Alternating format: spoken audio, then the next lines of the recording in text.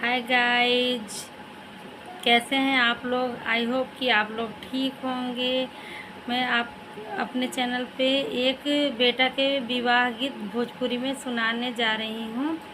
अगर आप लोग को अच्छा लगे तो मेरा चैनल सब्सक्राइब करिएगा बेल आइकन के साथ, और कमेंट करिएगा और लाइक भी करिएगा।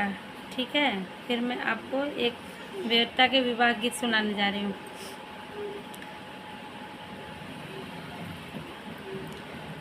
अमवा की डलिया पर बोले कोयलरिया, अरे बोले कोयलरिया, अरे सुगना बोले ला बांसवा रे लालन जी, अरे सुगना बोले ला बांस वार लालन जी।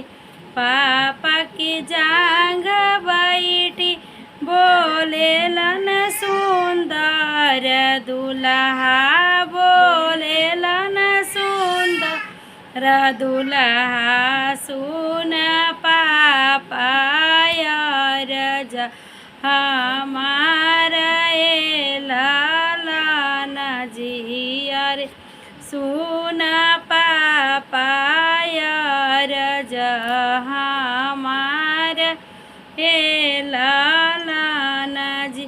फूल की मौरी पापा बियाहन न जाइबो, अरे बियाहन न जाइबो, अरे सोनवे के दाना बाना माई लालन जी, अरे सोनवे के दाना बाना माई लालन जी।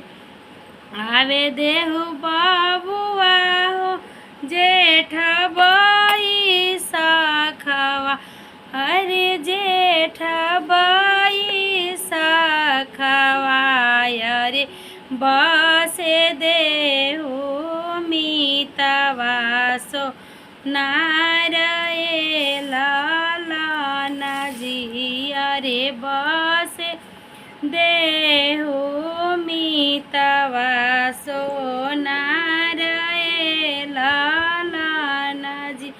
मोहर भंजाई बाबुआ माउरी बेसाहब हो, अरे माउरी बेसाहब हो, रहासी चली सासु लालन जी, अरे रहासी चली सासु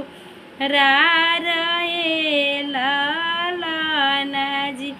रहाँ से लाया जन, रहाँ से लाबाजन हो, रहाँ से लाबाजन, अरे रहाँ से ला सब बरी या तो लालन जी, अरे रहाँ से ला सब बरी या तो लालन जी।